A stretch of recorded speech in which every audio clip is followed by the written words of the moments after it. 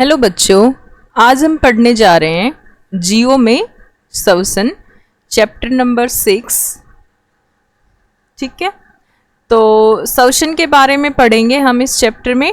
श्वसन क्या होता है, सांस हम कैसे लेते हैं, कितने मिनट में एक इंसान है वो 1 मिनट में कितनी बार सांस लेता है, उन सभी चीज़ों के बारे में पढ़ने जा रहे हैं।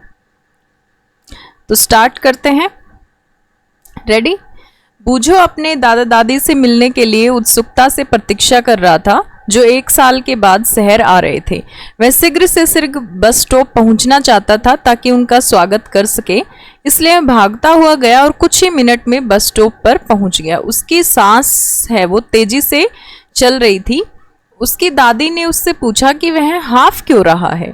बूझो ने बताया कि वह घर से दौड़ता हुआ आया है, इसलिए उसे आश्चर्य हुआ कि दौड़ने के बाद वह सांस तेजी से क्यों लेने लगता है। यह प्रश्न उसके मस्तिष्क में घूमता रहा। बूझो के प्रश्न का उत्तर जानने से पहले यह समझना आवश्यक है कि हम सांस क्यों लेते हैं। ठीक है, सांस लेना श्वसन प्रक्रम का एक चरण है। तो इसका मतलब है सांस लेना और श्वसन करना दोनों अलग अलग बातें हैं। ठीक है, श्वसन जो है उसमें एनर्जी रिलीज होती है और सांस लेने का मतलब है सिर्फ ऑक्सीजन अंदर जा रही है और कार्बन डाइऑक्साइड बाहर आ रही है। अब है हम श्वसन क्यों करते हैं। ठीक है, श्वसन करना क्यों जरूरी है, इसके बारे में हम पढ़ेंगे। अध्याय 2 में आपने पढ़ा था कि सभी जीव सूक्ष्म इकाइयों से बने होते हैं जिन्हें कोशिका कहते हैं। ठीक है, तो कोशिका, हमारा शरीर जो है वो कोशिका से मिलकर बना होता है, जो सबसे सूक्ष्मतम इकाई होती है। कोशिका जो होती है वो जीवन की सबसे छोटी संरचनात्मक और क्रियात्मक इकाई होती है। जीव की प्रत्येक कोशिका पोषण, परिवहन, उत्सर्जन, जनन जैसे कुछ कार्य को संपादित करने में कुछ ना कुछ भूमिका निभाती है। इन कार्यों को करने के लिए कोशिका को ऊर्जा की आवश्यकता होती है। ठीक है, तो कोशिका जो भी काम करती है उसके लिए उसको क्या चाहिए, एनर्जी चाहिए। यहाँ तक कि हमें खाना खाते, सोते, पढ़ते समय भी हमें क्या चाहिए, ऊर्जा चाहिए। लेकिन यह ऊर्जा आती कहाँ से है, तो यही हम पता करेंगे कि ऊर्जा कैसे मिलती है हमें। क्या आप बता सकते हैं कि आपके माता पिता आपसे नियमित रूप से भोजन करने का आग्रह क्यों करते हैं? भोजन में संचित ऊर्जा श्वसन के समय निर्मुक्त होती है। तो भोजन में जो भी ऊर्जा संचित है वो कैसे रिलीज होती है, श्वसन के समय निर्मुक्त होती है। तो कैसे होती है वो हम जानेंगे आगे। अतः सभी जीवों को भोजन से ऊर्जा प्राप्त करने के लिए श्वसन की आवश्यकता होती है। ठीक है, तो इसका आंसर हमें मिल गया कि हमें श्वसन करना क्यों जरूरी है या सांस लेना क्यों जरूरी है। क्योंकि जो भी हम भोजन करते हैं उससे जो ऊर्जा निर्मुक्त होगी वो किससे होगी, श्वसन के प्रक्रम से ही होगी। श्वसन के प्रक्रम में हम पहले सांस वायु को शरीर के अंदर ले जाते हैं। आप जानते हैं कि वायु में क्या होती है, ऑक्सीजन होती है। फिर हम सांस छोड़ते हुए वायु को शरीर से बाहर निकालते हैं और वायु में सांस द्वारा अंदर ली गई वायु की तुलना में कार्बन डाइऑक्साइड की जो मात्रा होती है वो अधिक होती है, अर्थात ये कार्बन डाइऑक्साइड समृद्ध होती है। हम जिस वायु को सांस द्वारा अंदर लेते हैं उसमें उपस्थित ऑक्सीजन शरीर के सभी भागों में और अंततः प्रत्येक कोशिका में ले जाई जाती है। कोशिकाओं में यह ऑक्सीजन भोजन के विखंडन में सहायता करती है। कोशिका में भोजन के विखंडन के प्रक्रम में ऊर्जा निर्मुक्त होती है, इसे कोशिकीय श्वसन कहते हैं। तो कोशिकीय श्वसन क्या होती है, कोशिका में भोजन के विखंडन में जो ऊर्जा निर्मुक्त होती है उसे क्या कहते हैं, हम कोशिकीय श्वसन कहते हैं। सभी जीवों की कोशिकाओं में कोशिकीय श्वसन होता है। कोशिका के अंदर भोजन को हम यहाँ पे क्या बोल रहे हैं, ग्लूकोज बोल रहे हैं। ठीक है, भोजन ऑक्सीजन का उपयोग करके कार्बन डाइऑक्साइड और जल में विखंडित हो जाता है। जब ग्लूकोज का विखंडन ऑक्सीजन के उपयोग द्वारा होता है तो इसे हम बोलते हैं वायवीय श्वसन। और ऑक्सीजन की अनुपस्थिति में जब भोजन विखंडित होता है उसको हम बोलते हैं अवायवीय श्वसन। भोजन के विखंडन से ऊर्जा निर्मुक्त होती है। तो ये हमारी इक्वेशन है। ठीक है, ये हमारी इक्वेशन है कि ग्लूकोज जो है वो ऑक्सीजन की उपस्थिति में किस में कन्वर्ट हो जाता है, कार्बन डाइऑक्साइड यानी CO2, वाटर यानी H2O और एनर्जी रिलीज होती है। ठीक है, ग्लूकोज का फॉर्मूला होता है C6H12 O6। संभवतः आपको मालूम होगा कि यीस्ट जैसे अनेक जीव वायु की अनुपस्थिति में जीवित रह सकते हैं। ऐसे जीव अवायवीय श्वसन के द्वारा ऊर्जा प्राप्त करते हैं और इन्हें अवायवीय जीव कहते हैं। ऑक्सीजन की अनुपस्थिति में ग्लूकोज क्या काम करता है कि अल्कोहल और कार्बन डाइऑक्साइड विखंडित करता है। इसकी इक्वेशन ये वाली इक्वेशन है हमारी कि ग्लूकोज क्या करता है, ऑक्सीजन की यहाँ पे उपस्थिति दे रखा है, यहाँ पे आएगा अनुपस्थिति में। ऑक्सीजन की अनुपस्थिति में क्या रिलीज करता है, अल्कोहल, ठीक है, यानी जो भी OH वाले जो कंपाउंड होते हैं वो अल्कोहल होते हैं सारे, और कार्बन डाइऑक्साइड यानी वही CO2 और एनर्जी रिलीज करता है, ठीक है। यीस्ट के बारे में पढ़ लेते हैं। यीस्ट एक कोशिक जीव है। यीस्ट अवायवीय रूप से श्वसन करते हैं और इस प्रक्रिया के समय अल्कोहल निर्मित करते हैं। अतः इनका उपयोग शराब या वाइन बनाने या बियर बनाने के लिए किसका उपयोग किया जाता है, यीस्ट का उपयोग किया जाता है। यीस्ट कैसा है, एक कोशिक जीव है। हमारी पेशी कोशिकाएं भी अवायवीय रूप से श्वसन करती हैं। कब करती हैं, लेकिन ये ऐसा थोड़े समय के लिए ही कर सकती हैं। वास्तव में यह प्रक्रम उस समय होता है जब ऑक्सीजन की अस्थायी रूप से कमी हो जाती है। बहुत देर तक व्यायाम करने, तेजी से दौड़ने या कई घंटे तक टहलने या साइकिलिंग चलाने के लिए या भारी वजन उठाने जैसे अनेक कार्यों के लिए हमें क्या होती है, अधिक ऊर्जा की आवश्यकता होती है। लेकिन ऊर्जा उत्पन्न करने के लिए हमारे शरीर को क्या चाहिए, ऑक्सीजन चाहिए। ऑक्सीजन, ज़्यादा से ज़्यादा ऑक्सीजन चाहिए, ठीक है, लेकिन ऑक्सीजन की मात्रा तो सीमित होती है। तो ऐसी स्थितियों में पेशी कोशिकाएं क्या करती हैं, अवायवीय श्वसन करती हैं। अवायवीय श्वसन में वही होता है, ऑक्सीजन की अनुपस्थिति होती है, ठीक है। ऑक्सीजन की अनुपस्थिति में जो पेशियों में ग्लूकोज क्या करेगा, लैक्टिक अम्ल बनाता है, ठीक है। कौन सा अम्ल बनाता है, लैक्टिक अम्ल बनाता है, जिससे क्या होती है, ऊर्जा रिलीज होती है। क्या आपने कभी सोचा है कि अत्यधिक व्यायाम करने के बाद आपकी पेशियों में ऐंठन क्यों हो जाती है? ऐंठन तब होती है जब पेशियां अवायवीय रूप से श्वसन करती हैं। इस प्रक्रम में ग्लूकोज के आंशिक विखंडन में लैक्टिक अम्ल और कार्बन डाइऑक्साइड बनते हैं। लैक्टिक अम्ल का संचयन पेशियों में ऐंठन उत्पन्न करता है। गर्म पानी से स्नान करने अथवा शरीर की मालिश करवाने पर हमें ऐंठन से आराम मिलता है। क्या आप अनुमान लगा सकते हैं कि ऐसा क्यों होता है? गर्म जल से स्नान अथवा शरीर की मालिश करने से रक्त का जो संचरण है यानी ब्लड सर्कुलेशन है वो बढ़ जाता है, जिसके परिणाम स्वरूप पेशी कोशिकाओं को ऑक्सीजन की आपूर्ति बढ़ जाती है। क्योंकि ऑक्सीजन हमें कहाँ से मिल रही है, ब्लड से मिल रही है। ब्लड ही तो सर्कुलेट कर रहा है ऑक्सीजन लेकर, तो इससे क्या हो जाता है, ब्लड सर्कुलेशन जब बढ़ेगा तो ऑक्सीजन की आपूर्ति बढ़ जाएगी, और ऑक्सीजन की आपूर्ति बढ़ने से जो लैक्टिक अम्ल का जो कार्बन डाइऑक्साइड और जल में पूर्ण रूप से क्या हो जाता है, विखंडन हो जाता है, ठीक है। ऑक्सीजन की उपस्थिति में क्या बन जाता है, लैक्टिक एसिड से कार्बन डाइऑक्साइड और जल में कन्वर्ट हो जाता है। आगे है श्वसन। अपने नथुनों और मुख को कसकर बंद कर लीजिए और घड़ी की ओर देखिए, आप कितनी देर तक इन दोनों को बंद रख पाए। कुछ समय बाद आपने क्या महसूस किया, आप उस समय को नोट कीजिए जब तक आप अपनी सांस को रोक सकें। बूजो ने नोट किया कि जब कुछ देर तक सांस रोके रखने के बाद उसने सांस छोड़ी तो उसे तेज सांस लेनी पड़ी। क्या आप उसे बता सकते हैं कि ऐसा क्यों हुआ?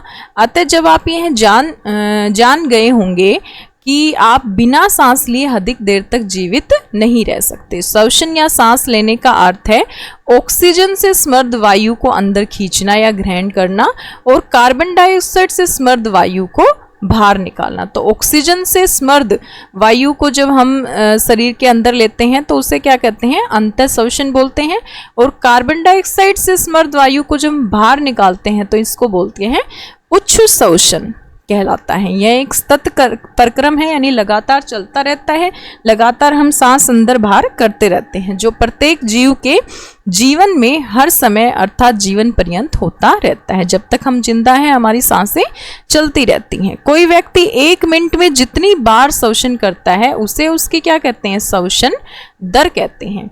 अंतःश्वसन और उत्संसन दोनों साथ साथ होते रहते हैं। एक श्वास अर्थात सांस का अर्थ है एक अंतःश्वसन और एक उत्संसन। क्या आप अपनी श्वसन दर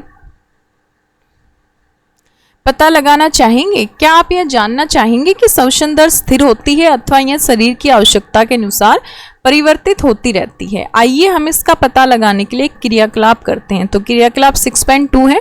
सामान्यतः हमें ये आभास नहीं होता है कि हम श्वसन कर रहे हैं, हालांकि यदि आप कोशिश करें तो आप श्वसन दर की गणना कर सकते हैं। इसे ज्ञात करने के लिए आप विश्राम की स्थिति में बैठकर सांस लीजिए और छोड़िए। पता लगाइए आप 1 मिनट में कितनी बार सांस अंदर लेते हैं और कितनी बार बाहर निकालते हैं। क्या आप उतनी ही बार अंतःश्वसन करते हैं जितनी बार उच्छ्वसन करते हैं? अब तेज चलने और दौड़ने के बाद अपनी श्वसन दर का मतलब है कि 1 मिनट में कितनी सांस ले रहे हैं की गणना कीजिए। अपनी श्वसन दर को दौड़ना बंद करने के तुरंत बाद और फिर पूर्ण विश्राम कर लेने के बाद ज्ञात कीजिए। अपने निष्कर्षों को सारणी 6.1 में लिखिए और विभिन्न स्थितियों में अपनी श्वसन दर की तुलना अपने सहपाठियों की श्वसन दर से कीजिए। उपयुक्त क्रियाकलाप से आपने यह अवश्य अनुभव किया होगा कि जब किसी व्यक्ति को अतिरिक्त ऊर्जा की आवश्यकता होती है तो वह क्या करता है? तेजी से श्वसन करने लगता है। इसके परिणाम स्वरूप हमारी कोशिकाएं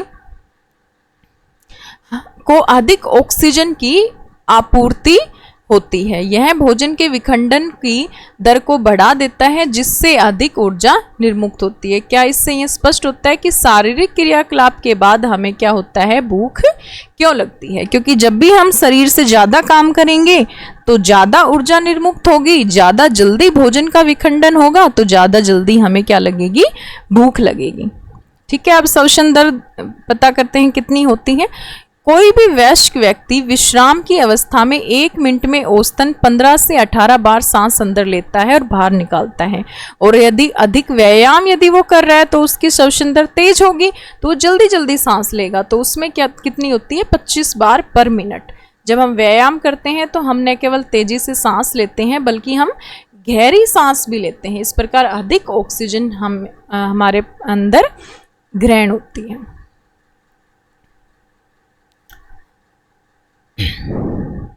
पहेली जानना चाहती है कि जब हमें नींद आती है या झपकी आती है तो हम झंबाई क्यों लेते हैं, यानी हमें उबासी क्यों आती है जब भी हमें नींद आती है। जब आप उनिंदे होते हैं तो क्या आपकी श्वसन दर कम होती जाती है? क्या आपके शरीर को पर्याप्त ऑक्सीजन मिल जाती है? तो जब भी हम सोने की कोशिश करते हैं या फिर हमें नींद आती है तो हमारी श्वसन दर क्या हो जाती है? कम हो जाती है, जिसकी वजह से क्या होती है? शरीर में ऑक्सीजन की कमी हो जाती है, जिसकी वजह से हमें क्या आती है? उबासी आती है। क्रियाकलाप 6.3 किसी व्यक्ति द्वारा सामान्य दिन में किए जाने वाले विभिन्न क्रियाकलापों पर विचार कीजिए। क्या आप बता सकते हैं कि किस क्रियाकलाप में श्वसन दर सबसे कम और किस में सबसे अधिक होगी? आपने अपने अनुभव के आधार पर चित्र 6.3 में दिए गए क्रियाकलापों को श्वसन की बढ़ती दर के क्रम में व्यक्त कीजिए। ठीक है, तो इसमें कुछ क्रियाकलाप दिखाए गए हैं जैसे कि सोना है और एक औरत है वो कपड़े धो रही है। ठीक है, एक लड़का है वो पढ़ रहा है बैठ के, लड़की है वो खेल रही है, बूढ़ा आदमी है वो चल रहा है और एक आदमी है वो सीढ़ी पर चढ़ रहा है। तो सबसे ज़्यादा जो है वो खेलने में एनर्जी ज़्यादा लगेगी। ठीक है, फिर काम करने में, कपड़े धोने में, ठीक है, चलने में और सबसे उसके बाद पढ़ने में, और सबसे कम जो एनर्जी की आवश्यकता होगी वो सोने के लिए होगी। अगला है कि हम श्वास कैसे लेते हैं। ठीक है, अब हम श्वास का प्रोसेस देखेंगे कि कैसे हम श्वास लेते हैं। आइए हम श्वसन की क्रियाविधि जानें। सामान्यतः हम अपने नथुनों यानी नासा द्वार से वायु अंदर लेते हैं। जब हम वायु को अंतः श्वसन द्वारा अंदर लेते हैं तो हमारे नथुनों से यानी जो नासा गुहा होती है वहाँ वायु चली जाती है। नासा गुहा से वायु श्वास नली से होकर हमारे फेफड़ों यानी फुफ्फुस में जाती है और फेफड़े वक्ष गुहा में स्थित होते हैं। ठीक है, ये हमारे डायग्राम है। ये नासा गुहा होती है। ठीक है, ये मुख गुहा होती है, तो नाक से सांस अंदर जाएगी। ये हमारी सांस नली होती है। ठीक है, ये दूसरी जो है वो ग्रसनी होती है जिससे हमारी खाना अंदर जाता है, और ये हमारी क्या होती है? सांस नली होती है। ये वाली सांस नली है और ये वाली फूड पाइप है। ठीक है, 2 नली होती हैं यहाँ पे, और ये है वो लंग्स दिखा रखे हैं, फेफड़े हैं। 2 फेफड़े होते हैं, एक इस साइड होता है एक इस साइड होता है। ठीक है, ये पसलियां हैं, पसलियों के अंदर जो यहाँ पे 12 पसलियां होती हैं, 12 इधर होती हैं, 12 इधर होती हैं। ठीक है, तो पसलियों के अंदर ये सेफ होते हैं, ताकि कभी भी चोट लगे इंसान को तो पहले पसलियों को चोट लगे, फेफड़ों को कोई नुकसान ना हो। ठीक है, इसलिए फेफड़े हैं वो सेफली पसलियों के बीच में होते हैं, पसलियों के पीछे होते हैं। और यहाँ पे डायफ्राम होता है। डायफ्राम का क्या काम होता है, ये ऊपर नीचे होता रहता है जब भी सांस अंदर बाहर जाती है। तो ये डायग्राम है। अब हम पढ़ते हैं इसके बारे में।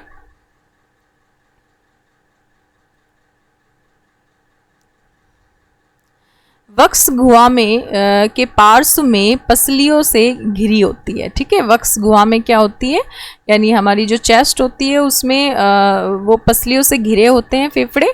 एक बड़ी पेशीय परत डायफ्राम जो है वो कहलाती है, वक्ष गुहा को आधार प्रदान करती है। श्वसन में डायफ्राम और पसलियों से बने पिंजर की गति सम्मिलित होती है। अंतर श्वसन के समय पसलियां ऊपर और बाहर की ओर गति करती हैं और डायफ्राम कैसे गति करता है, नीचे ऊपर। ठीक है, और पसलियां कैसे गति करती हैं, बाहर अंदर। यह गति हमारी वक्ष गुहा के आयतन को बढ़ा देती है। ठीक है, तो जैसे वायु फेफड़ों के अंदर जाएगी तो डायफ्राम क्या करेगा, डायफ्राम फैल जाएगा, जिससे वायु के ज़्यादा से ज़्यादा वायु है फेफड़ों में अंदर आ सके। और जैसे हम सांस बाहर छोड़ेंगे तो डायफ्राम क्या होगा, ऊपर की तरफ चला जाएगा, यानी डायफ्राम सिकुड़ जाएगा, ताकि हम ज़्यादा से ज़्यादा वायु है वो बाहर छोड़ सके। फेफड़े वायु से भर जाते हैं। उत्सर्जन के समय पसलियां नीचे और अंदर की ओर आ जाती हैं, जबकि डायफ्राम ऊपर की ओर अपनी पूर्व स्थिति में आ जाता है। इससे वक्ष गुहा का आयतन कम हो जाता है, इस कारण वायु फेफड़ों से बाहर धकेल दी जाती है। हमारे आसपास की वायु में अनेक प्रकार के अवांछित कण जैसे धूम्र, धुआं या पराग कण आदि होते हैं। जब हम अंतःश्वसन करते हैं तो ये कण हमारी नासा गुहा में उपस्थित रोमों में फंस जाते हैं। यद्यपि कभी कभी ऐसे कण नासा गुहा के पार चले जाते हैं, तब ये गुहा की कोमल परत को उत्तेजित करते हैं, जिसके परिणाम स्वरूप हमें छींक आती है। छींकने से अवांछित कण वायु के साथ बाहर निकल जाते हैं। इस प्रकार केवल स्वच्छ वायु ही हमारे शरीर में प्रवेश कर पाती है। जब भी आप छींकते हैं तो अपनी नाक को कपड़े से ढक लें, जिससे आपके द्वारा बाहर निकाले गए कणों को अन्य व्यक्तियों द्वारा अंतःश्वसन के समय ग्रहण न कर लिया जाए। ठीक है, तो हमें पता लग गया कि हमें छींक क्यों आती है। छींक क्यों आती है, जब भी कोई भी अवांछित कण हमारी नासा गुहा के पार चला जाएगा तो वो क्या करेगा, छींक के थ्रू हमारे नाक से बाहर निकल जाएगा। ये डायफ्राम का जो मूवमेंट है वो दिखा रखा है कि जैसे वायु अंदर आई, वायु यहाँ से अंदर आई श्वास नली से, ठीक है, यहाँ फेफड़ों में गई तो डायफ्राम क्या होगा, डायफ्राम नीचे की ओर हो गया, ताकि हमारे फेफड़ों का आयतन बढ़ जाए और ज़्यादा से ज़्यादा ऑक्सीजन है वो हमारे शरीर में अंदर आ पाए। पसलियाँ क्या हो जाती हैं, पसलियाँ ऊपर की ओर, यानी पसलियाँ हैं वो बाहर की तरफ गति करती हैं, ताकि ज़्यादा से ज़्यादा आयतन बढ़े और ज़्यादा से ज़्यादा ऑक्सीजन हमारे फेफड़ों में चली जाए। यहाँ पे वायु बाहर निकल रही है, यानी CO2 बाहर निकल रही है। ठीक है, यहाँ पे ऑक्सीजन अंदर आ रही थी, यहाँ पे CO2 बाहर निकल रही है, तो पसलियाँ जो है वो अंदर की ओर गति करती हैं। और डायफ्राम की गति कैसे होगी, डायफ्राम ऊपर की ओर गति करेगा ताकि आयतन कम हो जाए और CO2 है वो बाहर निकल जाए। तो ये है उत्सर्जन और ये है अंतःश्वसन।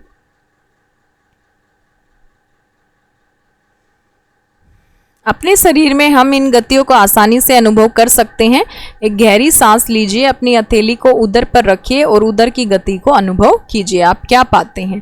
धूम्रपान फेफड़ों को क्षति पहुंचाता है। धूम्रपान कैंसर से भी संबंध है, इससे अवश्य बचना चाहिए। तो बच्चों, किसी को भी धूम्रपान नहीं करना चाहिए, क्योंकि हमारे फेफड़ों को क्षति पहुंचाता है, इससे हमारे फेफड़े खराब हो सकते हैं। यह जान लेने के बाद कि श्वसन के दौरान वक्ष गुहा के आमाप में परिवर्तन होते हैं, बच्चे सीना फुलाने की स्पर्धा में व्यस्त हो गए। प्रत्येक यह दावा कर रहा है कि वह सीने को सबसे अधिक फुला सकता है या सकती है। क्यों न आप भी इस क्रियाकलाप को कक्षा में अपने सहपाठियों के साथ कराएं। ठीक है, तो क्रियाकलाप 6.4 है कि किस तरह से कौन ज़्यादा श्वास अंदर लेता है। बूझो जानना चाहता है कि कोई व्यक्ति अपने फेफड़ों में कितनी वायु भर सकता है। तो क्रियाकलाप 6.5, प्लास्टिक की चौड़े मुंह वाली बोतल लीजिए, इसके पेंदे को काटकर अलग कर लीजिए। वाई के आकार की कांच अथवा प्लास्टिक की एक नली लीजिए, बोतल के ढक्कन में एक ऐसा छिद्र कीजिए जिससे ये नली आसानी से निकल जाए। नली के साखित सिरे पर 2 गुब्बारे बिना फूले हुए लगा दीजिए।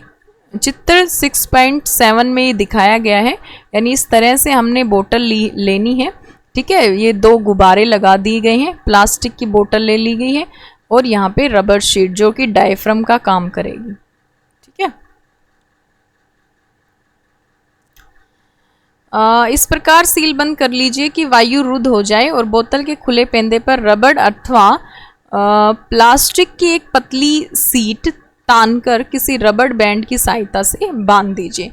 फेफड़ों में होने वाले प्रसार को समझने के लिए रबड़ की परत को पकड़कर, यानी इस जो रबड़ की परत है इसको पकड़कर हमें क्या करना है, ऊपर की ओर धकेलना है और गुब्बारों को देखिए। अब गुब्बारों को देखिए कि क्या उसमें परिवर्तन होता है। इस मॉडल में गुब्बारों के किस अंग को प्रदर्शित करते हैं, रबड़ की परत किसे प्रदर्शित करती है। अब आप शोषण की क्रियाविधि को समझने में समर्थ हो गए होंगे। तो रबड़ जो है, ये जो रबड़ शीट है ये डायफ्राम का काम कर रही है। जैसे ही डायफ्राम की गति ऊपर हुई, गुब्बारे क्या है, श्रिंक हो गए, यानी सिकुड़ गए, यानी हवा जो है वो ऊपर की तरफ निकल गई। और जैसे ही डायफ्राम नीचे की तरफ आया, ये आयतन बढ़ गया और जो गुब्बारे हैं वो फूल गए। तो ये फेफड़ों को दर्शा रहे हैं हमारे। हम उत्सर्जन में भार क्या निकालते हैं, ठीक है, तो भार जो है वो CO2 निकलती है, कार्बन डाइऑक्साइड बाहर निकलती है। नियमित परंपरागत श्वसन यानी जो प्राणायाम जो होता है हमारे फेफड़ों में वायु को अंदर लेने की क्षमता को बढ़ाता है। इस प्रकार हमारे शरीर की कोशिकाओं को ज़्यादा ऑक्सीजन की आपूर्ति होती है, जिसके फलस्वरूप अधिक ऊर्जा उत्पन्न होती है। इसलिए हमें बेहतर जीवन के लिए श्वास के जितने भी प्राणायाम है वो करने चाहिए।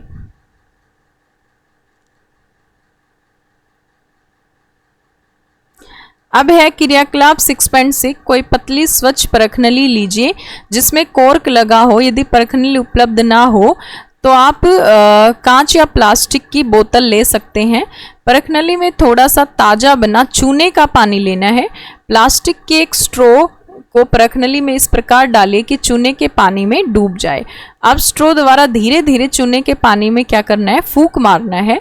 क्या चूने के पानी में कोई परिवर्तन होता दिखाई देता है? क्या आप इसे अध्याय 5 में किए गए अध्ययन के आधार पर समझा सकते हैं? आप जानते हैं कि हम जिस वायु का अंतः शोषण या उत्सर्जन करते हैं वह क्या होता है, गैसों का मिश्रण होती है। क्योंकि हम ये थोड़ी ना कि ऑक्सीजन ही अंदर लेते हैं, ठीक है, हम वायु अंदर लेते हैं। तो वायु में ऑक्सीजन भी है, कार्बन डाइऑक्साइड भी है, नाइट्रोजन भी है, 71% तो नाइट्रोजन होती है, ठीक है। तो वायु जो होती है वो गैसों का मिक्सचर होता है।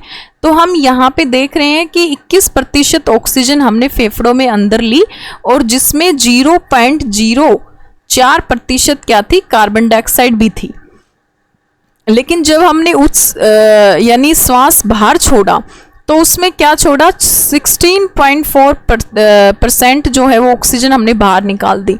यानी हमने 4% ऑक्सीजन है वो यूज़ कर ली और 4.4% कार्बन डाइऑक्साइड यानी जो CO2 है वो बाहर निकाल दी। CO2 क्योंकि हमने अंदर भी ली थी और बाहर ज़्यादा निकली है, अंदर कम ली है, बाहर ज़्यादा निकाली है। ऑक्सीजन जो है वो हमने ज़्यादा अंदर ली है और बाहर कम निकाली है, ठीक है।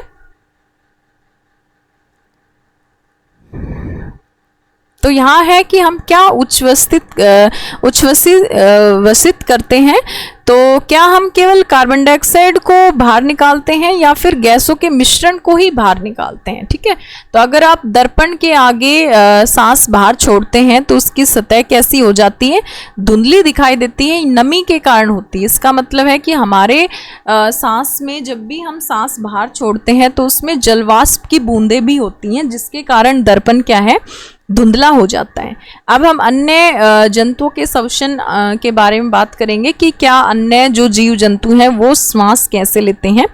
हाथी, शेर, गाय, बकरी, मेंढक, छिपकली, सर्प और पक्षी आदि जंतुओं की वक्ष गांव में मनुष्य की भांति ही क्या होते हैं, फेफड़े होते हैं। जीव श्वसन कैसे करते हैं, क्या इनके भी मनुष्य के फेफड़े जैसे ही श्वसन अंग होते हैं? आइए पता करें। बूझो जानना चाहता है कि क्या कॉकरोच, घोंगे, मछली, केंचुए, चींटी और मच्छर में भी क्या होते हैं, फेफड़े होते हैं। अब हम कॉकरोच की बात करते हैं।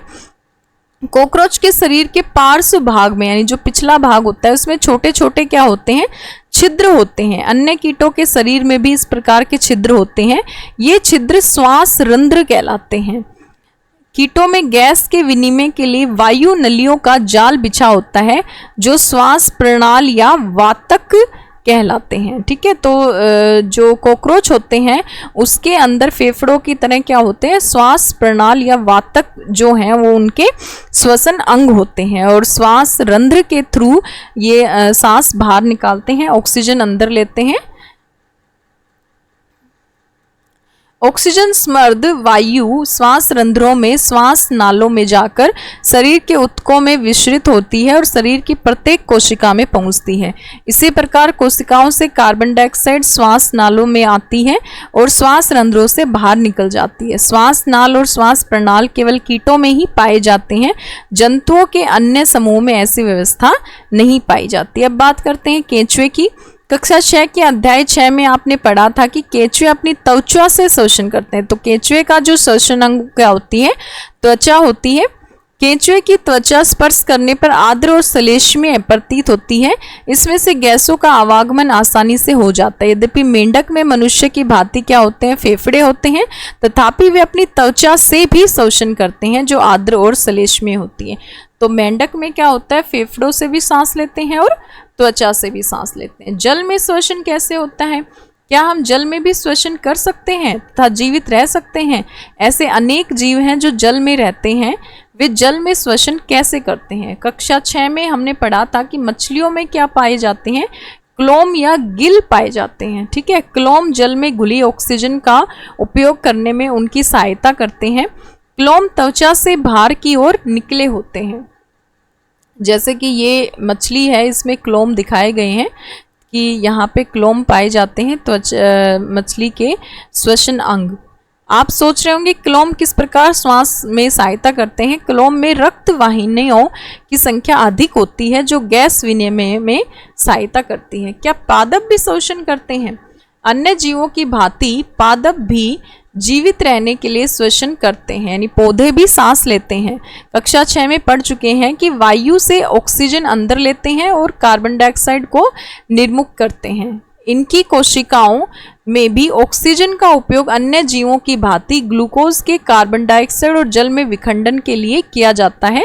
पादप में प्रत्येक अंग वायु से स्वतंत्र रूप से ऑक्सीजन ग्रहण करके कार्बन डाइऑक्साइड को निर्मुक्त करता है। ठीक है, तो हमने तो आज तक यही सुना था कि पौधे जो हैं वो कार्बन डाइऑक्साइड लेते हैं और ऑक्सीजन छोड़ते हैं, जबकि वो काम क्या किस लिए करते हैं, जब भी उनको खाना बनाना होता है, यानी सूर्य के प्रकाश में जो प्रकाश संश्लेषण प्रक्रिया से क्लोरोफिल की उपस्थिति में हरे पेड़ पौधे जो होते हैं वो खाना बनाते हैं, तो वहाँ पे वो कार्बन डाइऑक्साइड गैस लेते हैं और ऑक्सीजन रिलीज करते हैं, उसको कहते हैं प्रकाश संश्लेषण।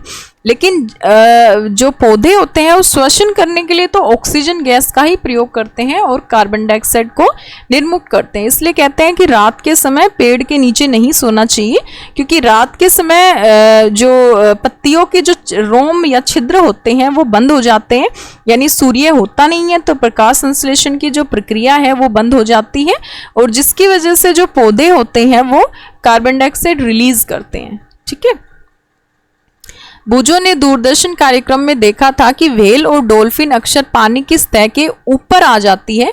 कभी कभी ऊपर की ओर आते समय वे पानी की फुहार भी छोड़ती हैं। वे क्यों करती हैं? पहेली जानना चाहती है क्या भूमिगत होते हुए भी पादपों की जड़ें ऑक्सीजन ग्रहण करती हैं? यदि ऐसा हो तो किस प्रकार करती हैं? तो बूझो ने देखा क्योंकि व्हेल और जो डॉल्फिन होती है वो क्या करते हैं, उनको सांस लेने के लिए बाहर आने की ज़रूरत होती है, और जैसे ही उनके शरीर के अंदर पानी भर जाता है तो उस पानी को वो बाहर फेंकती हैं, यानी इस तरह से वो पानी की फुहार है वो छोड़ती हैं। तो वो बार बार बाहर क्यों आती हैं, क्योंकि उन्हें सांस लेने के लिए बाहर आना पड़ता है। और पौधों की जो जड़ें होती हैं वो, क्योंकि जो धरती होती है यानी जो मिट्टी होती है उसमें भी ऑक्सीजन पाई जाती है, उसमें भी बारीक बारीक छिद्र होते हैं जिसके थ्रू ऑक्सीजन जो गैस है वो जड़ों से भी क्या है, ऑक्सीजन मिल जाती है पौधों को।